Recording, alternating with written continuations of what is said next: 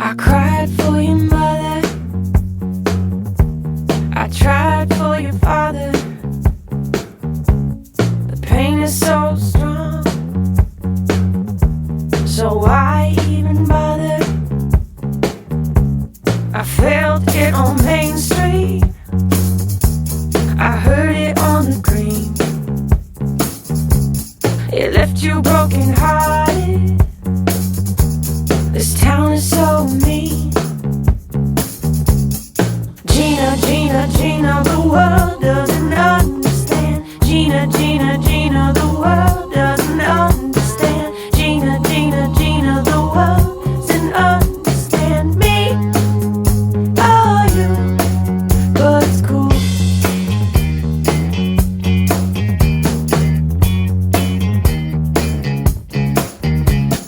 Dropped out of high school, found a new boyfriend. Did he really love you, or was it just pretend? He worked up the courage and asked you on a date. Told me that you loved him, but you were worth the wait. Gina, Gina, Gina, the world doesn't understand. Gina, Gina, Gina, the world doesn't understand. Gina, Gina, Gina, the world doesn't understand me or you, but it's cool. From the tip of my fingers to the tip of your tongue, that feeling still lingers from when we were young.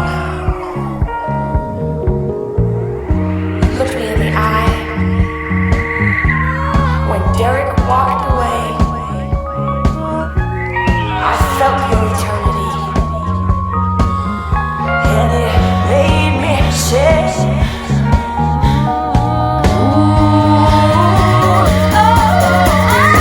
Gina, Gina, Gina, the world doesn't understand. Gina, Gina, Gina, the world doesn't understand. Gina, Gina, Gina, the world doesn't understand me or you.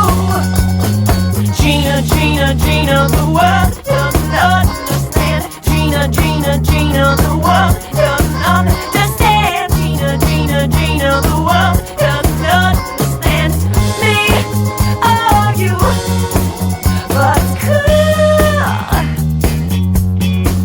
Ha ha.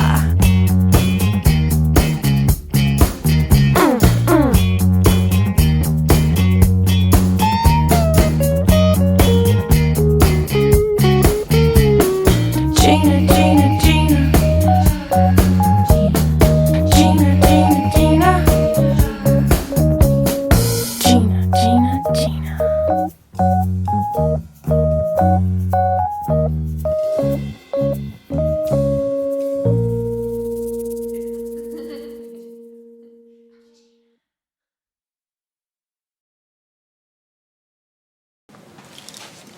Okay, we're live. All right. Welcome to the This is it? Optimist. Podcast going, everything? We're going. All right. Today we have writer Zach Leeman. Yeah. We just saw the Joker movie. What'd you think? I loved it. I thought it was the feel-good movie of the year. I thought it was hilarious. It was one of the funniest movies I've seen in a long time. What was funny about it? Did you think it was funny? There was parts of it that were funny, but overall I would not say it's a humorous But film. There were definitely times I held back laughter. And I won't spoil, like, scenes. No, we can spoil, dude. If you haven't I seen don't it wanna by spoil now, it. he's seen it. We're good. Millhouse here. I don't want to spoil it. Millhouse has seen it. Well, there were some... Towards the end, there's some really, really violent stuff that happens, and I kind of had to hold back laughter because I didn't want people to look at me like I was Arthur Fleck, because I thought it was hilarious. What did you think was funny about it? Well, like the scene... Remember the scene with the midget? When Yes. he comes to visit him? Yes. That was comedy gold.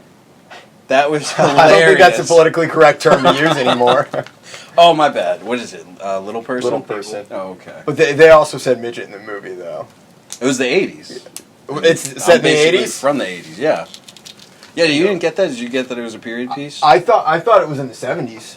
It might have been the 70s. It seemed like a gritty kind of 70s. Yeah. I guess it could have been the 70s. They didn't really say. 70s or 80s. Probably 70s. I thought it was a really social movie. Oh, yeah. Definitely about today. But they, I like that they made their points. It was through the characters. Like, everything felt, like, genuine, you know? It didn't feel like, all right, pause the movie. This fucking director's going to go on some bullshit rant. We're going to sit here and listen to it, you know? Like, that's final speech he gives, because he, you know, at the end he goes crazy and he gives one little speech where he sort of comes out as the Joker. It was good, man. And you could feel it from just a character perspective. Like, Yeah. I thought it was great. I can't believe that's a studio movie. I can't believe that either. I can't believe, like... It was very nuanced. It was way too nuanced to be a comic book movie. Because they were so, like, they really played with him being an unreliable narrator. Like, they did shit that just does not translate overseas, you know what I mean? That's why, like, those Marvel movies and stuff are so dumbed down. Because they know they have to keep it really simple so it translates, and it's got to speak to, you know, an audience of 8 years old to whatever. I thought it was great. I can't believe somebody at Warner Brothers thought that was a good idea, though. It paid off, but... Yeah, I mean, it was a fucking incredible movie. I think my favorite scene was definitely when he goes on the show, on the Franklin Murray show. That was his name, right? Yeah, Franklin Murray. Live with Franklin Murray. And the whole thing about it, it felt loosely connected to the Batman. Like, there was no strong ties. The only thing I didn't like is when they murdered Bruce Wayne's parents. Well, the thing is, like, how many fucking times are gonna watch that guy's parents be killed in the fucking alleyway? Yeah. Like, is it every director just have, like, a hard-on for that one scene? I think so. Like, we have seen it so many times. That was something I would have cut out, like, probably the last 5 minutes of the movie. Because that was where they really started going, like, he's the Joker. Bruce is going to be Batman. But that was great, though, whenever the ambulance rammed into the cop car. Oh, yeah. And... Yeah, my dick was hard when that happened. I was like... They just went and they pulled him out and put him on the hood of the car. Yeah, that was great. And it was like he was the Joker. Yeah. That was the moment I would have ended it on. I would have ended it on that, too. Out at the audience, he's just dancing. Mm-hmm. Oh, I love that. But then the thing that was interesting was they cut away at the end and you don't know, like, how much of that he was imagining versus how much of it was actually happening. Well, I think it gave away a lot of what was imagined. That was actually the one thing I didn't like about the movie was his relationship with the neighbor girl. Because it was obvious what was happening from the beginning. That it was in his head? Yeah. That it was seems just like obvious. It was in his they just didn't. There wasn't enough interaction between them. It was so unneeded. Do you think he killed her? No, I don't think so.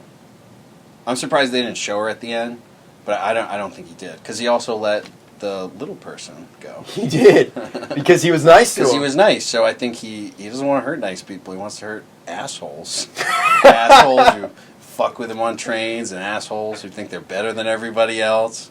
Well, what I also liked about it is that overall, there were multiple. It was making fun of not making fun of, but talking about every aspect of our culture, as far as like the things that people don't like about it. Yeah. And it was all equal, and it was all unlikable stuff. My favorite line from the movie was when he says, "Comedy is subjective." That was funny. I think we were the only two people laughing in the theater when that happened. Because everyone's looking at him like, this guy's crazy. I'm like, he's kind of funny. I'm digging his brand of humor. That definitely felt like Todd Phillips probably wrote that speech. Because he's been saying all that shit about, it's so hard to do comedy today, because if you do comedy, then you have to deal with all these, woke, fucking digital fucking warriors typing away on their iPhones. And that felt like a speech where he was it was the common man versus, this image that doesn't exist. I think that scene was definitely like a giant middle finger to a lot of what's happening that whole in our movie culture was a right giant now. middle finger. It was. To everybody. Comic book fans. Politically correct people. Like, it was a middle finger to everybody. And you either laugh or you don't.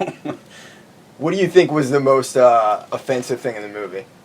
Not that you thought it was offensive, but... I was offended by nothing. Wow, what was it? That's so hard for me to answer because I don't get offended by really anything. I mean, probably one of the last, murder scenes.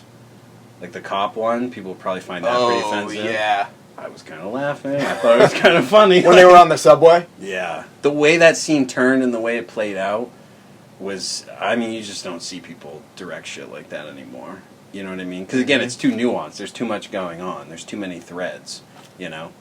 Which is why it surprises me that somebody at Warner Brothers was crazy enough to be like, here's $55 million. We'll put this in, 4,000 theaters. I'm surprised. You don't see that happen anymore. Now movies like that, they go to streaming. I think one of the other parallels in the movie was that and like incel culture. Yeah. Like the Joker was basically an incel in the whole movie. I know that people were giving it shit for sympathizing too much for that, but I really think that the whole movie was about empathy. Well, yeah, that's in our society's lack of empathy today. Yeah. But again, that's like we've reached this point. This is why, like, all these people on their fucking iPhones thinking they're living through, like, the second Holocaust. They all, Todd Phillips goes out there and he's like, I'm tired of people being politically correct. It's too hard to do comedy. And they basically tell him to go fuck himself, but that's exactly what he's talking about. It's just, these are concepts, like empathy is central to art. I didn't think that was up for debate anymore. But now it is. You know what I mean? Now it's like, oh no, you can't make a movie about a bad guy. Like, really? Because The Sopranos was on for 9 fucking years. Like, where the fuck were you? I mean, what the fuck was Breaking Bad? You know what I mean? Yeah, totally. It I was just don't understand someone breaking down, going from this normal human being to this selective villain. outrage is like, I think it has way less to do with being outraged. I think it just has to do with narcissism. People are offended by Joker. They're offended by Todd Phillips. You're not supposed to exist with that sort of bravado anymore. So then they just come up with a reason to fucking get mad, Why do you think they think it's offensive? You'd have to ask them, man. But you can't, because they're just a faceless fucking crowd, How so? Because they're sitting on their iPhones, just typing away. I'm offended by this today, and tomorrow I'll forget what this is. I'm offended by this fucking video. I'm offended by something Trump says, because apparently we're not used to Trump saying crazy shit. It's just crazy. And if you are offended by that, again, like the empathy thing, like people go, I don't like that this movie empathizes with someone like this. Okay, well, where the fuck were you when the 10 other movies that came out this year also empathize with bad guys? You know what I mean? Mm-hmm. If you're going to be pissed off, be pissed off. Not this selective outrage bullshit. And I mean, you see, like, the way, like, the media covers Joker, they do all these stories that are like, what if something violent happens? What if something happens? And it's like, really, are you concerned about that? Or would you be happy because you get to wake up, write your clickbait story, get thousands of clicks because a bunch of other assholes are pissed off now? It's like they're hoping for it. Like, I mean, I can't remember the outlet that did it, but this story went around. It was like a guy got arrested in, like, L.A. or something because he was at a Joker screening.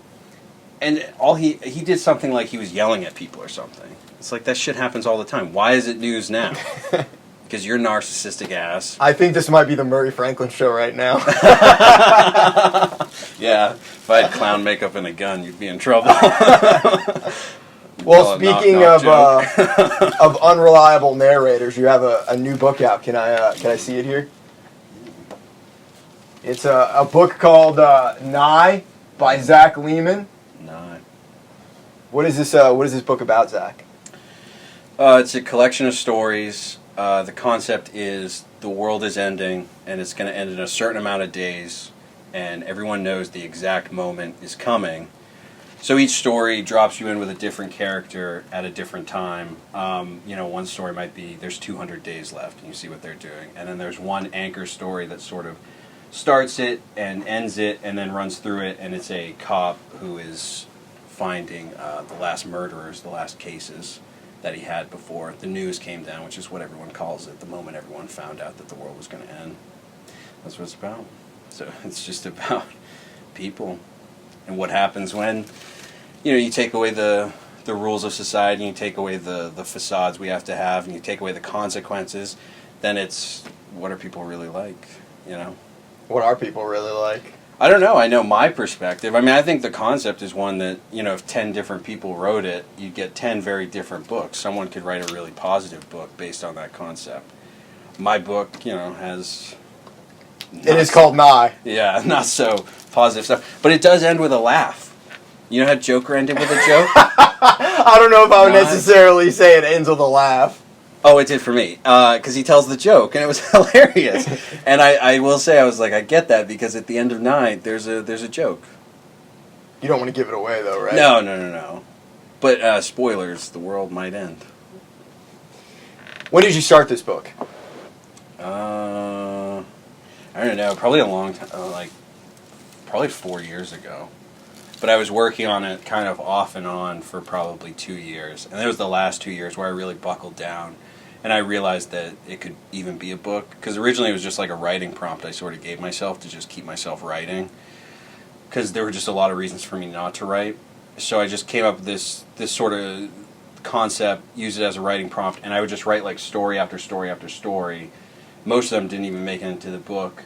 But after a while I started revisiting this one character, and I said, well, maybe this could be a book. And that's when I sort of buckled down the last 2 years. And that's when I really was writing it all the time and editing it and actually turning it into what it is. So what does your writing schedule look like? Do you sit down every day and say, I'm going to at least knock out 10 pages? Do you wait for inspiration? How does that work? I don't know. I don't think I have like a specific process. I don't really buy into the whole, some people, like I've met writers who are like, I need to be in my perfect chair with my cat and my coffee, and everything has to be perfect. I think writing is, if you're going to actually do it, you're going to finish a book, it's just work, you know what I mean? So you just set a goal for yourself every day. And one of the pieces of advice I heard, I think it was Stephen Hunter who said it, who's a very successful novelist, he just said, whatever you do, just make sure you write 20 to 90 minutes every day.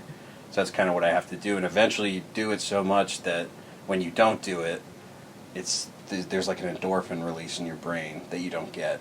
And it's like working out. When you work out every day and then you go a few days without doing it, you start feeling cloudy, so it just becomes like a necessary part of your schedule. A discipline. Yeah, but I don't do it at like a specific time. I mean, I like to write like early in the morning or late at night. I like the idea of kind of everyone being asleep, me writing my fucked up stories. So wait until after dark. Yeah, after dark. Baby. Going out, killing a few homeless people. Using that as inspiration. No, I wouldn't kill homeless people. I'd kill, I'd be like the Joker. I'd kill the bad people. I think I'm exactly what the media warned about when like, people empathize too much with the Joker. Because now I'm kind of like, you know what? Like, if I was a kid, I'd rather be Joker than Batman. He was a very relatable character. Yeah. But that's where, art comes in, is you take a character that, especially today where, judgments come so fucking quick, it's good to have art that actually goes into complex characters. That's what people are, they're complex. Even though it's not appreciated today, something like the Joker, my stupid book, can still do that. Because that's what I think the value of art is, Do you have any characters like that in your book? Like the Joker? Yeah. No, I don't think I have any Joker characters. I'm not creative enough to come up with a Joker character. I have some crazy people, some people who lose their minds. There's definitely some violence, but... some? There's a lot of violence. Basically every book is either sex, drugs, or death. That's pretty much it. Because what do people value when the world's ending, Or at least what my characters value. That's true. Society's face drops. Yeah, you appreciate when you take away the consequences of just everyday life, I think most people, what do they really want to do? I mean, most people are fucking animals. You know what I mean? So, but there's some positive stuff in there too. Is there? Yeah. There's a story about a family that goes on a camping trip together. That's a positive story. I think some of the stories are positive, and other people probably go, this isn't positive. But I also thought Joker was really, really funny, so I might be on a separate plane. I might be a little crazy. So you started this book when you were still in the Army, right? Yeah, it was probably my last year in the Army. I was in the Army Reserve, by the way. The Army Reserve. I don't want to act like I'm Big Dick Rambo over here. I did real military service. I was a truck driver in the Army Reserve for 6 years. Most I ever did was drive some shit from point A to point B in Canada. Hey. That counts, dude. Thank you for your service. Yeah. So, it was probably my last year in the Army, and then And then I moved to Nashville almost 2 years ago. And that was when I was... It's been 2 I years. think so, right? Almost. Coming up, probably a year and a half. I guess so. Yeah. So I was just finishing it up when I came to Nashville, like doing the editing. But I think it was all written when I came to Nashville. Yeah. But yeah, so my last year in, which was a weird year because they were, you know, I had a lot of weird shit going on. But they were also telling me my last year in, like, all the time. They were like, they sent me to, I wasn't even in my unit in Maine, they sent me to a unit in Massachusetts, and they were like, you're gonna get deployed. You're getting deployed with these people you don't know. And so I was just in this mindset for a year of like, all right, well, just gotta find a cocaine dealer over there, you know, get fucked up, pull my Vietnam year. And it never happened. It was a big build up to nothing. But it's just, it played into my mindset when I was writing the book, you know. A lot of paranoia. Yeah, a lot of paranoia, a lot of like, just, you know, dark clouds, just kind of... Being on edge. Yeah. Just being in a bad mood all the time. Looking at other people being like, why are you not in a bad mood? The fuck's your problem? I got a release coming up too. Yeah. Gina. Gina, yeah, dude. Yeah. It's coming out on Friday the 18th. On iTunes and yeah, all the streaming else. platforms, Okay, YouTube, cool. everywhere. Cool. I will be playing a solo show that night at the 5 spot. Mm-hmm. And yeah, I've been holding on the song for a couple of years. This is going to be my my first release. When did you start writing Gina? I wrote it. Well, I recorded it about 2 years ago, like at Blackbird Studios. So when did you in first Nashville. like sit down and start writing? That was probably, maybe 3 years ago now. Wow, almost the same time frame for us. Yeah, probably so. That's crazy. I was still living in on Lebanon Pike, working for a leasing company. Yeah. And I wrote it. I was just feeling kind of depressed. Yeah. When I wrote it. No one's ever in a good mood. Yeah, I was not in a great mood. I hadn't written really. I've only written, maybe that's like my third or fourth song that I've actually finished since I moved to Nashville. Wow. Because I haven't really been writing a lot. But yeah, so I met Ronnie Bates out at one of the jams, and he asked me if I wanted to record at Blackbird for free, and I said yes, because he was going to Blackbird Studios. And we actually just recorded there again a couple weeks ago for Ronnie's blues project. Mm-hmm. And we recorded over in Room A, which the Killers recorded in there, and a couple of people like that. But the room we recorded in is where the White Stripes recorded Icky Thump, and they also, the Rock Contours, Jack White's other band, recorded Consolers of the Lonely. Mm-hmm. So it was pretty surreal because the studio was like a multi-million-dollar place. There was just like $1 million worth of drum mics on the drums. So you were depressed when you wrote it, but it's not a very depressing. I would. It's a pretty upbeat song. I would personally argue against that. I think it but yeah, I guess just knowing that the mental state that I was in at the time, you know, I was really pretty down deep in life with just a lot of things I wasn't happy with, like a job, you know, romantic situations, all sorts of things. And I just started thinking back to Maine, where we both grew up. We did. In particular, these years I was like 19 to 21, going to a lot of cane parties. Wow, those must have been fun. They were a lot of fun, actually. But yeah, it's kind of I think house parties. I think it was a snapshot of that kind of time period, and like my last leg in Maine, and kind of how I was feeling about it. But yeah, go check it out. Go download it. It'll probably be out. I'll play it at the top of this episode, so people have already heard it by the time we're talking about it now. Yeah. But it's I'm really excited about it. Hopefully, going to be getting to work here soon on a new album. Also at the 5 Spot show, I will be playing bass with Dustin Sellers, and I will well, Justin and the Cosmics are also going to be playing. And we have potentially one more opener slotted. I'm just waiting for it to be confirmed. But that's going to be happening. And then November 17th, I'm going to be playing with Emma Holden and the Emma Holden Trio is going to be our 1-year anniversary show over at the Cobra. So we've been together for a year. Bunch of big stuff planned. Yeah, so that'll be pretty cool. Other than that, I don't know what else I have going on, just the podcast. So. Will you writing other songs?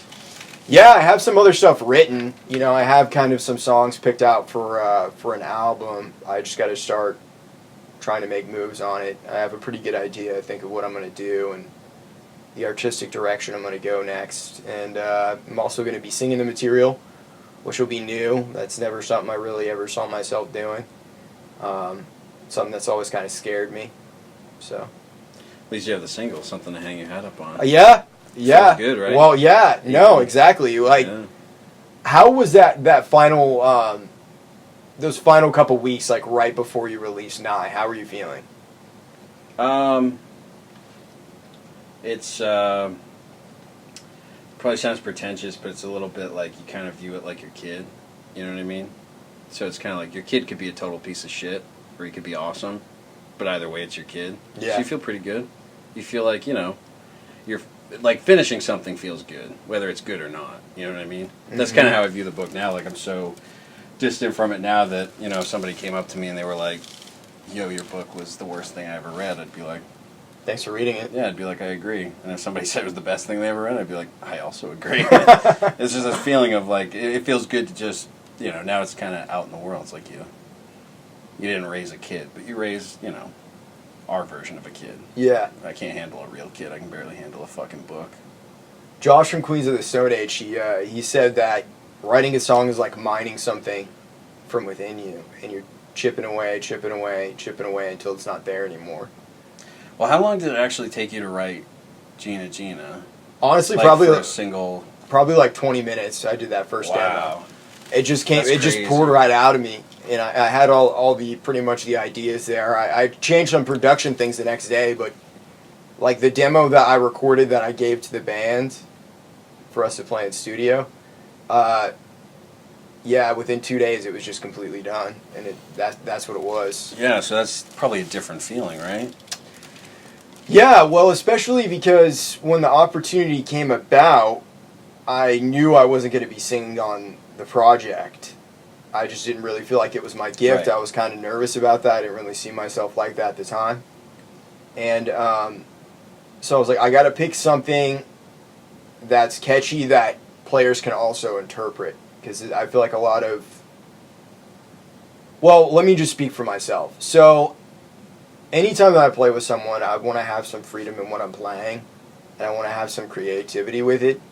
So it was like I gave the band the demo, which was Isaac Short and Gabrielle Lewis from the Weird Sisters.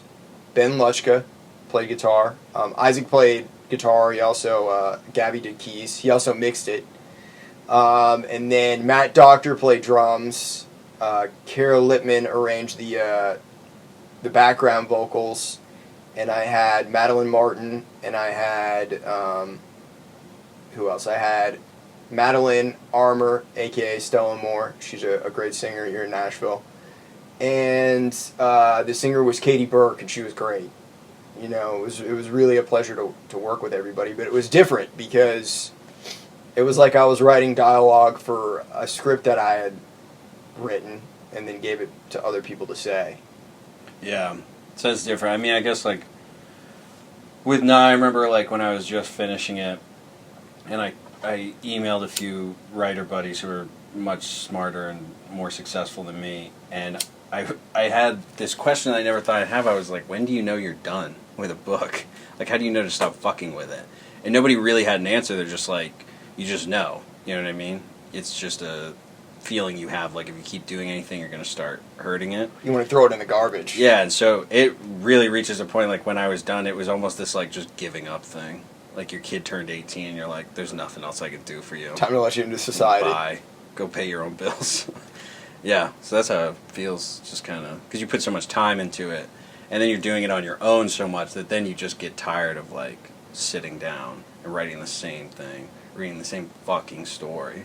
Like, the last edit I did on Nye, I was like, I don't give a shit what's wrong with this book. I'm done.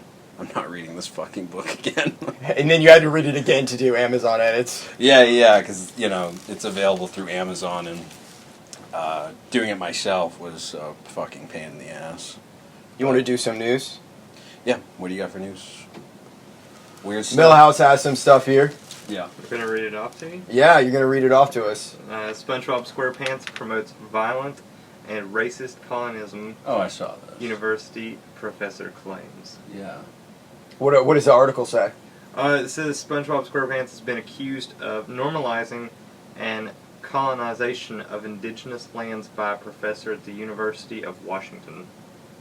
God, like, professors really have nothing good to do with their time. SpongeBob's a racist, Like, bro. when you're just sitting around and you're trying to figure out how, like, SpongeBob is racist or promotes these ideas, it's like, you need to get laid, man. You need to have a drink. Like, you need to calm the fuck down. Can you imagine, like, what kind of, like, insulated world do you live in where people don't tell you, like, that's crazy. When you sit around and you're like, guess what? I'm working on something new. It's about how SpongeBob is racist, and you just go on this rant. How is there nobody in your life who's like, what the fuck are you talking about? And that's what I'm talking about. Selective outrage, man. That's just narcissism. That's just a professor going like, how can I stand out? How can I get digital pats on the back from this faceless, woke fucking mob that I so desperately want to be a part of? Like, that's just nonsense. It's not, like, what are we debating? If it's, now SpongeBob's a white supremacist? Like, holy shit. There's nobody left. Everyone's a white supremacist. You didn't have to be white anymore to be called a white supremacist. The standard has just, like, it's fallen through the floor, man.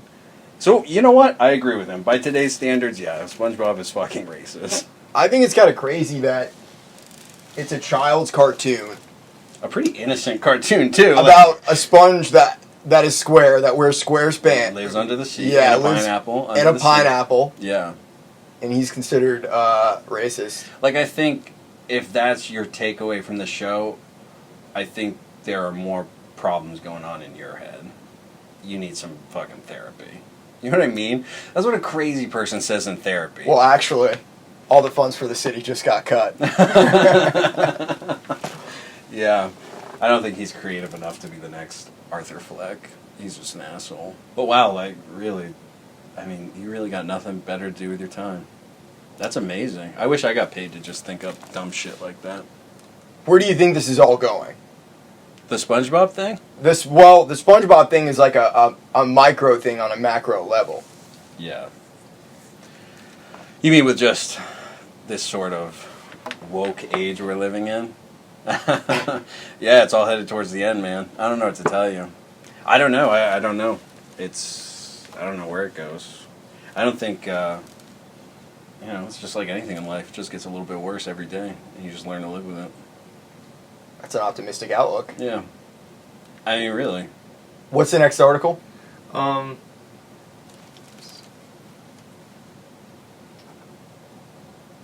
Pharrell Williams speaks out against chauvinist culture in Blurred Lines. And what does the article say? Pharrell Williams has moved to distance himself from Blurred Lines in controversial 2013 That's right, hit he's he in that performed song. alongside Robin. He produced it. Well, first off, I will say this about Blurred Lines. Before any of this woke shit happened and everyone was trying to, like, stand out in a crowd of, like, straight white men and be like, accept me. I know what's best. I hate all the... Like, I did say when that song came out, that is a fucked up song. The whole song, Blurred Lines, he's talking about when a girl is at a point where she is drunk enough that it may be rape if you have sex with her. And he's kind of being like, it's alright. I mean, I have nothing against the song, whatever. Robin Thicke is obviously, like, a douchebag, so he might as well sing douchebag songs. But for Pharrell to, like, be in the song and then years later, it's like, how desperate are you, man? How fucking desperate are you for attention? Well, they also got sued, too. Did you hear about that? Yeah, because it just stole from, what was it, a Marvin Gaye song? Yeah, Got to Give It Up. Yeah. I think it was Got to Give It Up. But there was a major lawsuit that happened. Yeah. Which I kind of disagree with the lawsuit. Well, they said they stole from a Marvin Gaye song? Is that what the lawsuit That's was? what they claim. But Yeah. the way that I see it, dude, it's like... Well, it happens all the time. It happens. Yeah. It happens all the time. I'm not saying that's right or wrong, but music really is all music is folk music in a way. You Yeah. learn how to play music from someone else, either just by listening to someone else or by actually playing with them. Yeah. Yeah, I mean, I guess that. I mean, it's definitely a chauvinistic song. I mean, It's the music absolutely video is. is literally Robin Thicke and Pharrell Williams, like And just T.I. Oh, T.I.'s in the song. T.I.'s too? in the song too. And they're just standing there. There's just naked girls dancing around them, like, you know what I mean? Yeah. So yeah, it is a chauvinistic song. That was but- really like the last hit of that era before things kind of switched over. Yeah, I mean, I wouldn't even defend the song. It just is what it is. Of course, Yeah. it's a chauvinistic song, and to just come out later and be like, you know, I regret that, guys. Like, that's just desperate. That seems like a weak move of you trying to protect your ass and not something you actually believe. And also, but this is all people. Again, this is all people care about. So he just pleased, you know, this digital faceless mob because he went, "I'm sorry." That apology doesn't mean shit. Because if he didn't know that that was a chauvinistic song back whenever it came out, then he's an asshole. Are you kidding me? Of course he knew it was a chauvinistic song. He probably banged half those girls so they could have permission to be in the fucking music video. Yeah. And now all it takes for Pharrell to be a good guy is for him to go, "I'm sorry." But then SpongeBob's a fucking white supremacist? What the fuck is going on? The fuck? Like, that's all it takes now is a public apology. Which, by the way, public apologies don't mean shit. There's no sincerity in apologizing to groups of people. Apologies only mean something if they're face to face. So fuck Pharrell Williams and fuck that professor. Think of fucking fuck off to fuck off island. Will you tell us what the third topic is? Oh, this one Millhouse? scares me because I don't know if this is news or I'm getting nervous. Jeffrey Epstein. Oh god. Why? What is the latest on Jeffrey Epstein? Why are you doing this? Jeffrey Epstein's $56 million mansion could be on the market soon. Oh, good. That's what it says. Epstein's estate first legal bill in fight against accusers, $90,000. Let's see, what else do we have here? Read the first one about his mansion going on the market. Damn. Jeffrey Epstein's lavish $56 million Upper East Side mansion could be put up for sale soon. The pedophile's 7-story man's at 9 East 71st Street, filled with creepy decor, including a stuffed black poodle, a painting of Bill Clinton in drag, and a life-size female doll hanging from a chandelier is packed up. What the fuck? It's dark, dude. Do you get all the paintings and stuff The with Bill it? Clinton thing's the worst.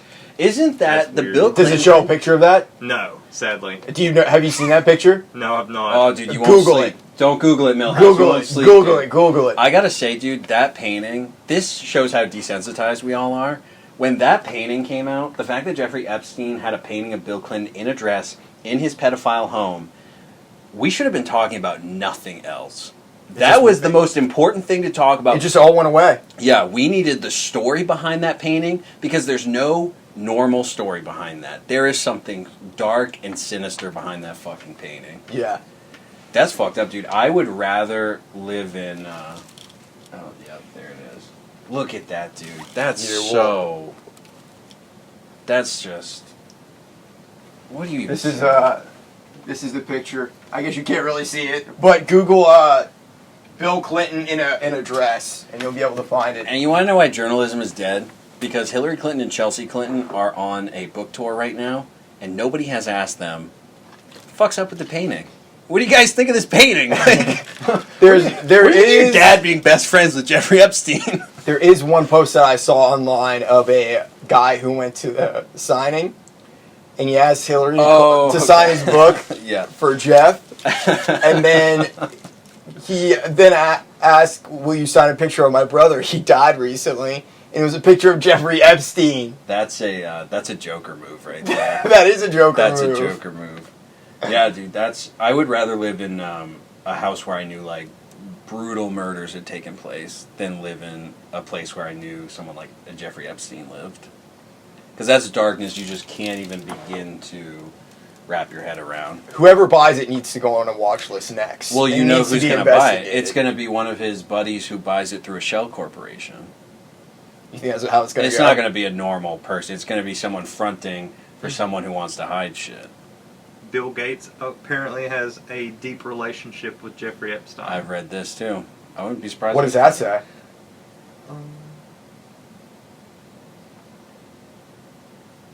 Since Jeffrey Epstein was arrested on charges of sex trafficking of minors and conspiracy in July, billionaire Bill Gates has downplayed his relationship with the late financier. Of course. Like, that's what we do now. Well, we're living in an alternate reality, I'm pretty sure. I think we did a switch somewhere in the summer of 2016 whenever those clown sightings started happening. Yeah. We entered a new realm. That's probably why we live in a world where Joker is actually a theatrically released movie. Because we're just in some alternative reality where there's no explanation for things. There's no explanation for Jeffrey Epstein either. That whole thing just went away. Did you follow that at all? Yeah, it just completely... Yeah. After he completely... Yeah. Oh, yeah, after he killed himself? After he killed himself, Yeah, dude. right. You think he killed himself? No. I'm not even like a big conspiracy guy, and I have so much apathy in me at this point that I just don't really care about anything. But, I mean, if you think Jeffrey Epstein killed himself, come on. Come on. You know what I mean? Yeah. You're part of the fucking problem. Stop having a voice. Stop. If you think Jeffrey Epstein killed himself, please don't vote anymore. Don't do anything. The cameras malfunctioned, dude. Cameras malfunctioned. There was something about the guard who was supposed to be there was off duty. All these ex-prisoners were coming out saying the wing he was in, it would be impossible to do something like that because you're watched 24/7. His lawyer came out and said he was in a good mood because he was going to start dealing, and he actually had a chance of getting out of prison. He was going to start talking. Yeah. And, you know, when a guy like that talks, you know, you've been flying billionaires back and forth to a place called Pedophile fucking Island. Where the fuck it was called, Lolita Island or whatever it is. It's Lolita Express was the plane. Lolita Pedophile Express. Island was the island. Yeah. Can you believe we live in a world where, like, mainstream newspapers were forced to write shit like that in headlines? Because it was real. It was called the Lolita Express. Did you see the fucking temple on the island? Yeah, dude. This is the sort of darkness that really fucks me What up. was going on underneath there? Well, they filled it up, right? They filled it up with Concrete. cement, supposedly. That right again, like, why are we talking about anything else? Why are we talking about SpongeBob? Why are we listening to Pharrell? Why are we not talking about the fact that had a fucking dungeon basement that was filled with concrete? Like, we should only be talking about that until we have an answer. But It went away. rich and powerful men, man. Which plays into Joker. Who did he hate? These rich and powerful men. Well, the And Joker Ivory didn't. Towers. The Joker didn't hate anybody. Well, he did, because he gave the speech at the end where he called out people like Frank Murray, Thomas Wayne, who don't live in reality. They don't... That's true, but he also said, well, who knows what he actually meant? Because before they brought him up, they were asking why he was wearing the makeup. Well, yeah. And if he sympathized with the clowns, who were like the people, his followers, were basically, what I gather from it, kind of like Antifa. Yeah. But I think the reason he did that was because his political message is that there is no political message. You know what I mean? Yes. He just wants to bring a little more chaos into the world. Which is truly what the Joker is as a character. And I think at the end, if you watch that scene, I'll have to watch it again, but I think you see a change in him. And then when he finally... Because remember, when he goes to the show, he has a different plan. His plan was not to, say what he said and do what he did. It was to do something else. It was to do something else. So I think during that interview, things changed a little bit. And he did say, you know what? I am the leader of this fucking movement. And I'm going to tell them exactly what to think. And that's what it's about. It's about, like the Jeffrey Epstein thing, that disappeared. Because apparently, we're more interested in going after Todd Phillips because he says something we don't like than going after people who are billionaires who are potentially, like, literally raping kids. And probably doing other fucked up shit we don't even know about. But we have no interest in that. We want to talk about how Todd Phillips says you can't make comedy movies anymore. We want to talk about, Joe Rogan having whoever on his podcast. That's the shit people get upset about. And it's like, oh, okay. But meanwhile, all these people who were flying Lolita Express back and forth to Pedophile Island, let's just forget about that. Let's not talk about that, I want to end this show on a positive note. Will you read us a story? Yeah, do you want me to? Yes. All right. Will you read the story for dog lovers? Yeah. don't want to bore everybody. Take a sip of water. Where can people find the book? How can they find you? Where's... You can find the book on Amazon. It's Nigh, Zachary Leeman, Zachary. And I'm on Twitter at Writing Leeman, I think I am. I'm on Instagram, unfortunately, so you can probably find me on there. Instagram's where it's at, dude. Yeah, I mean, social media is not where it's at in general. All right. Sure you want me to read this? Yes. All right. Ready, Millhouse? Oh, yeah. All right. I'll try to make it quick. So like I said, they're all different stories, different characters, and then you're dropped in with so many days left in that person's life. Kind of snapshot stories. This is one of the snapshot stories. Scott, 255 days left. She tries hard to breathe, but her throat is spitting blood. Her mouth, half gone, sucks for air but gets none. I grab her shoulders and pull her close to me. I don't know what else to do. Through the red and the pain, I see her eyes clearly for a moment. The eyes of a child, the eyes of someone dying who doesn't understand the concept yet. They are confused and lost and burning out, and I don't know what to do. Her chest convulses a few times, and then her eyes look off, and I can feel her breath disappear, and that makes me still and quiet. The dog stands his ground a few feet away, snarling. There's a piece of thick flesh hanging from his lower lip, quivering with each growl. He lowers his head, not taking his eyes off me. After what cannot be more than a handful of seconds of us staring at each other, I watch the dog's head explode and shower the ground, and the rest of his body follow with a quick drop. I look up to see the girl's father at the end of a shotgun. He stands sturdy over the remains of the animal, and my heart is ready to claw its way through my ribs and skin and shirt. The father looks to the girl in my arms, and his eyes are quiet. He turns and walks back into his house. Her name is Cassie, I think. I don't know how old she is, but I guess 7 or 8. I sit there holding the mess left of the girl in my arms as the dog cooks next to us in the sun. After 20 or so minutes, I realize the father is not coming back out of his house, and I call 911. They keep me on hold for nearly an hour, and then finally tell me that someone will be there soon. The sun starts to disappear after another 30 minutes, and I lay Cassie next to the decaying flesh of her dog and sit and wait alone. Eventually, the only light in the air is from the street lamps. The one closest to me flickers, ready to die out. Flies start hovering and picking at the bodies next to me. I'm about to call 911 again when I see an ambulance with no lights flashing pull up to the curb. A short, wiry man who looks like he hasn't slept or bathed in a week stumbles out of the vehicle. He takes one look at me and the 2 pools of bodies, and then he walks to the back of the ambulance. He returns with a stretcher and 2 body bags. "Lucky they're both small," he says. "Want to give me a hand?" He unzips one of the bags and hands me plastic gloves. I put them on and we lift the dog and Cassie into separate bags and zip them up. The smell is wretched and coats the air and pulls at my nose. The wiry man doesn't seem to notice. "Technically, I'm not supposed to take the dog, but what the hell," he says, stopping to look at me for a moment. "You're not the father, are you?" "No," I say, just then realizing how much of a fog my mind is really in. "I'm not." "Good," he says, and then chuckles and shakes his head. "Want to help me carry these to the van?" Without answering, I help him grab the bags and put them onto the stretcher, and then put the stretcher in the back of the ambulance. The bodies are surprisingly light, and the whole ordeal goes by quick, which makes me nauseous. "She was playing with that thing this morning," I say, my eyes caught on the 2 bags. "Yeah," I hear from the man. "Been happening a lot lately. They say there's something wrong with the animals, especially the dogs." "Really?" I say, my attention turning completely to the man. "I haven't heard anything about that." "They don't want to talk about it," he says. "Who's they?" "Everybody. Afraid it's just one more thing that'll make people snap." I turn back to the bags and catch a glimpse of myself in the window of the door to the ambulance and realize how completely painted in blood I am. It looks almost black in the night. I realize then how heavy it feels on my skin. I look to my hands and they are caked with a deep and rough red that I fear will never come off. "Here," the man says.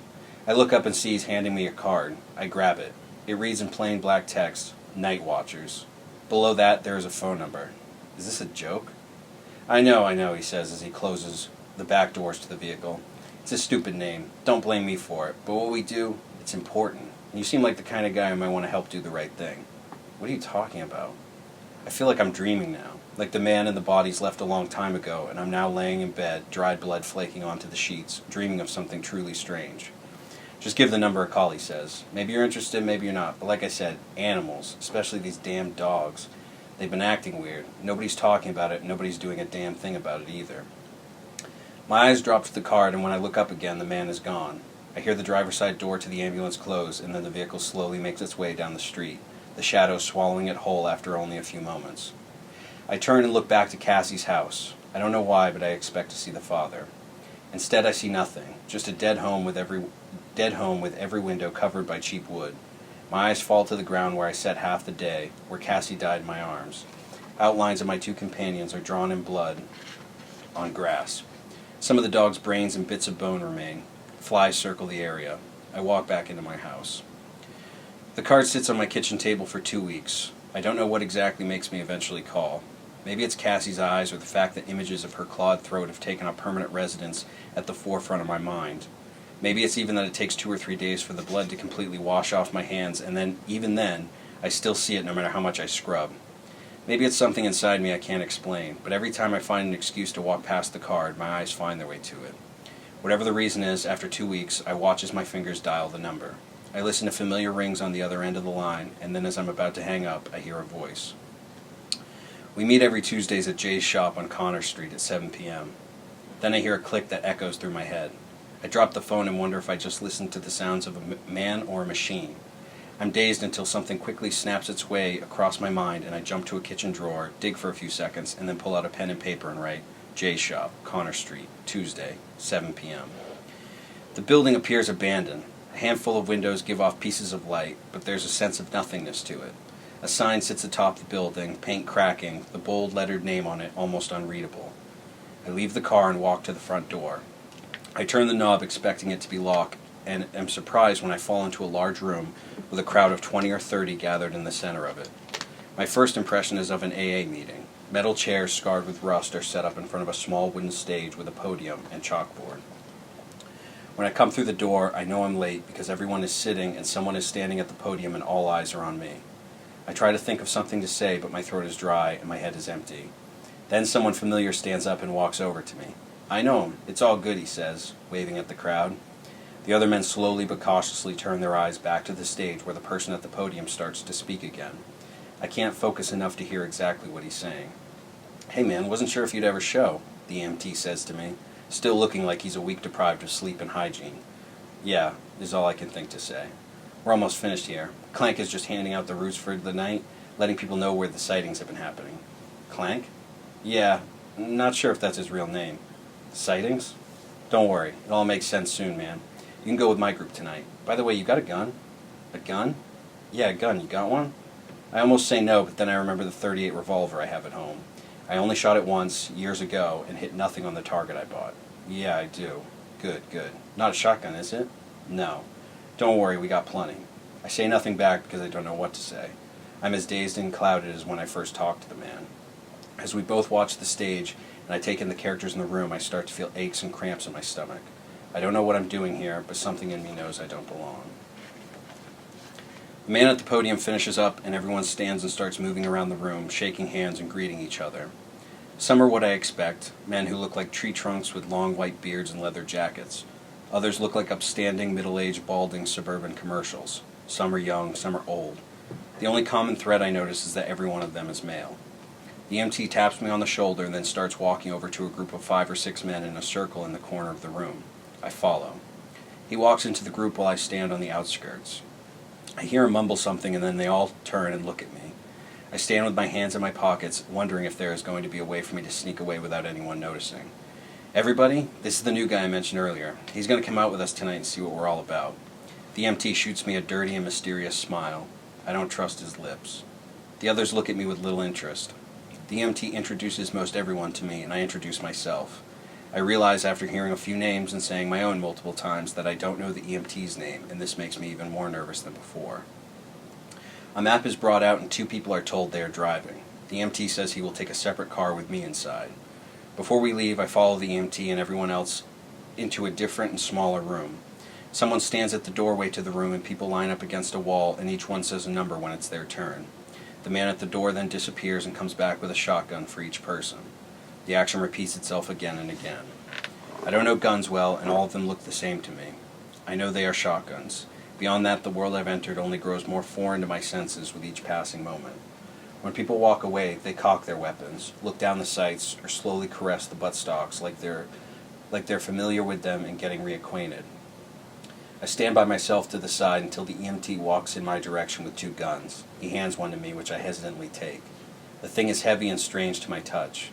Something about holding it for the first time in that crowd feels wrong. I try to get comfortable, but I am a stranger to its every inch.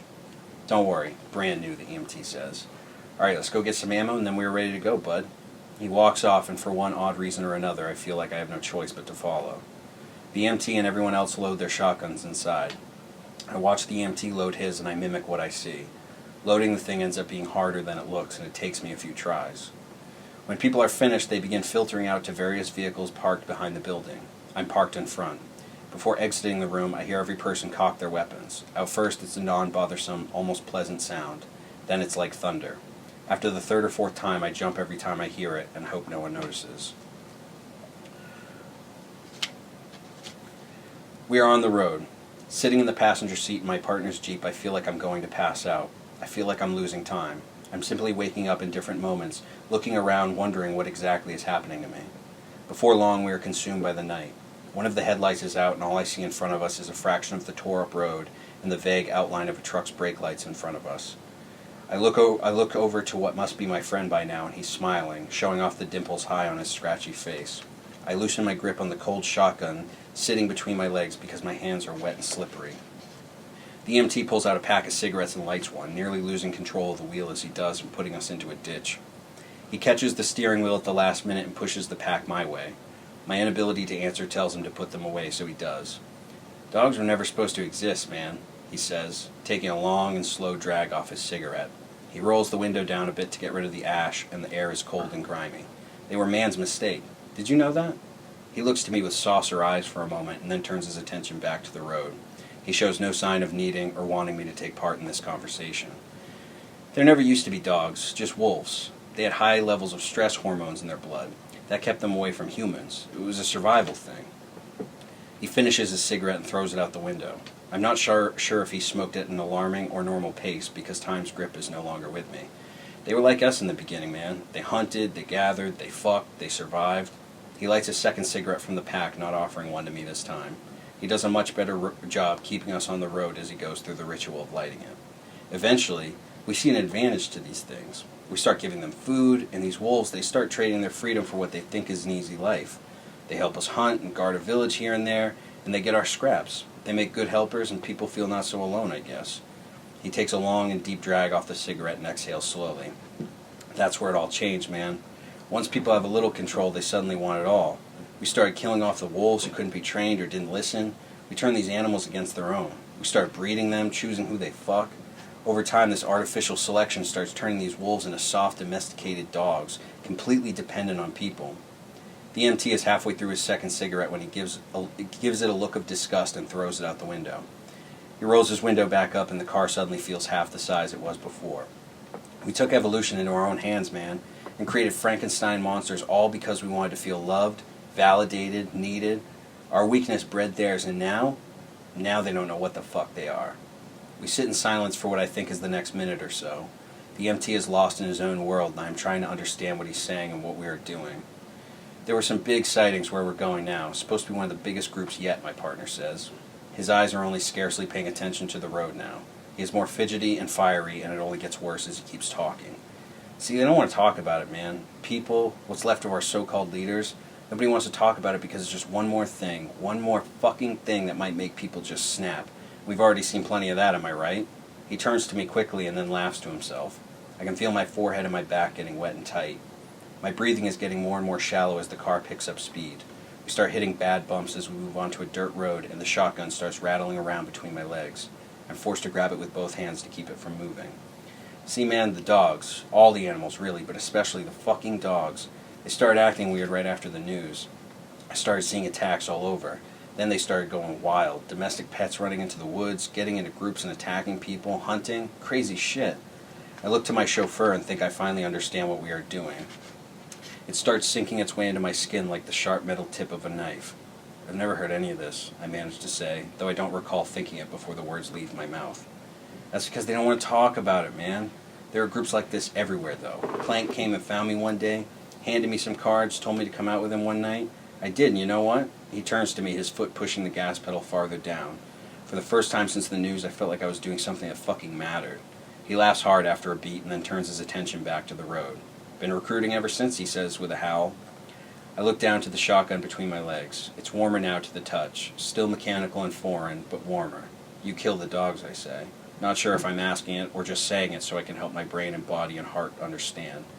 We kill the dogs, he says with a smile that makes my bones rattle and ache. Here we go. The car slows down and then the one headlight goes out. Soon we are at a crawl. I lean forward and try to look out the windows, but it's so damn dark.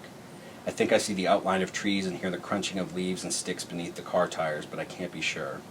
After a few moments we stop. I can hardly make out the truck in front of us, and then I start hearing the closing of doors echoing through the night. Then I see the sudden flare of flashlights. The driver's side door opens and the EMT looks at me and just says, "Stay close." He hands me a flashlight. I take it and wait for him to get out of the car before I exit. The gun is so damn heavy. I'm surprised by how heavy it is. It can't weigh more than a few pounds, but my wrists and shoulders burn from the weight of it. I put the flashlight in my belt because there are enough other lights slicing through the night. I see two people take out electric tape and roughly attach their flashlights to their guns. I think about asking for some tape, but I tell myself it might be better to stay quiet. Clank, the one who seems to be in charge of this little group, starts talking and everyone gathers around him. All right, about half a mile into the woods that way is where a whole pack was spotted near some sort of cave. It's big, a pack of at least 20. 20, I hear myself say, mistakenly assuming I would only think it. A few eyes turn to me and then back to Clank. The EMT gives me a light slap on the shoulder. This is big, boys. Biggest one yet. We all know why we do this. Everyone nods, and then Clank gives a nod himself and starts leading the way. The EMT and I stay to the back of the group. Everyone moves in a rough tactical formation from what I can see. Their heads are on a swivel, their guns at the ready, their backs arched. Every 10 feet or so, the EMT turns around and scans the darkness behind us as if he's checking to see if we are being followed. We walk slow, noises like the crunching of the ground at a minimum. I watch my own feet where I'm stepping to try and remain as silent as the others. When I finally look up, the shadows of the forest grab hold of my eyesight and don't let go. I don't see the EMT. I don't see the flashlights. My heart tickles the edges of my throat and I feel like a fool. I'm going to die alone in the dark in these woods. I am a fool. After a moment of staring into the endless blackness and listening to the nothingness of the night, it all feels eerily appropriate. I should have known this is how I would go.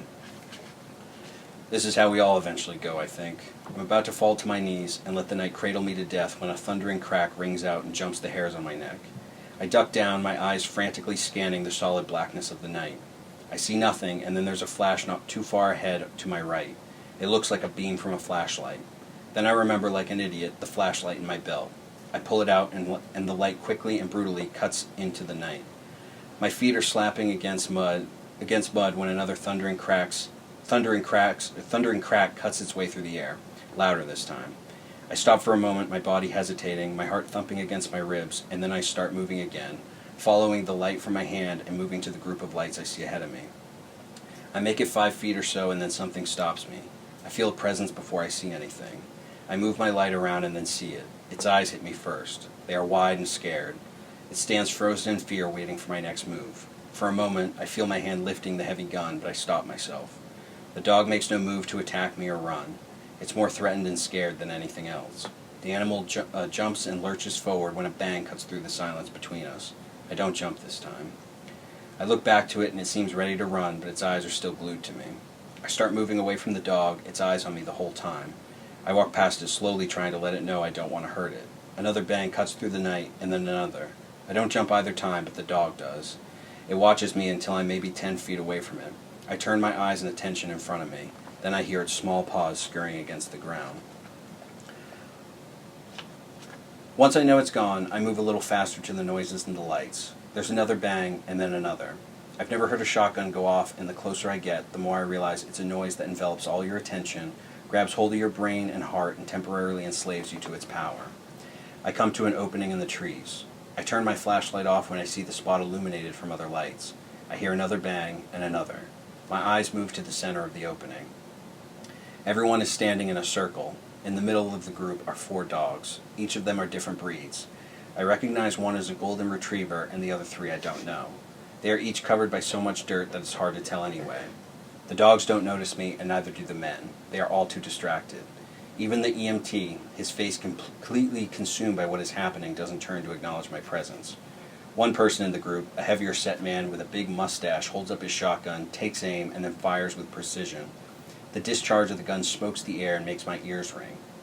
I look to the middle again at the dogs, and I see one of them, the golden retriever, fall as his entrails begin separating from his body. He yelps a little and then tries to again, but nothing comes out the second time. When he finally falls and his eyes go blank is when I notice what he falls on. He and the 3 other dogs are standing on a pile of what Cassie and the neighbor dog look like. The flies are there and the blood is black. I want to look to the EMT, to the men, to make some sense of what is happening, but I can't. My face, my body, my brain, my everything is plastered to the pile of fur and red and slimy insides in front of me. Finish them off, I hear someone say. I look up and see it's Clank. His eyes are set on the dogs. Then everyone slowly and surprisingly in sync lifts their shotguns and aims. I look at the 3 dogs pacing about, yelping and whining in hushed tones. They know there's no escape.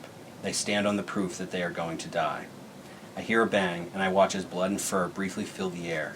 The shot misses and hits a dead carcass. Then there's another bang and another. Then all I hear is the screaming of the shotguns. I watch the dogs die, explode, and join the rest of their pack. They slump into the pile. When I know the 3 dogs are gone, I'm surprised to continue hearing guns firing, along with the sound of others being reloaded. Blood and fur and insides I'm not able to identify open and liquefy. The pile turns to dirty soup in front of my eyes. I look to the EMT who fires, smiling, that same smile I recognize from the ride over. Some of the others smile like him, while others just look on with precision and dedication. I look back to the pile and try to remember the rotting face of Cassie. The shots slow down, and a final bang occurs, and then metallic clicks from empty guns fill the air. My eyes fall to my own fully loaded shotgun. Can I tell you a joke? That's it. Yeah, tell me a joke. Thanks, everybody.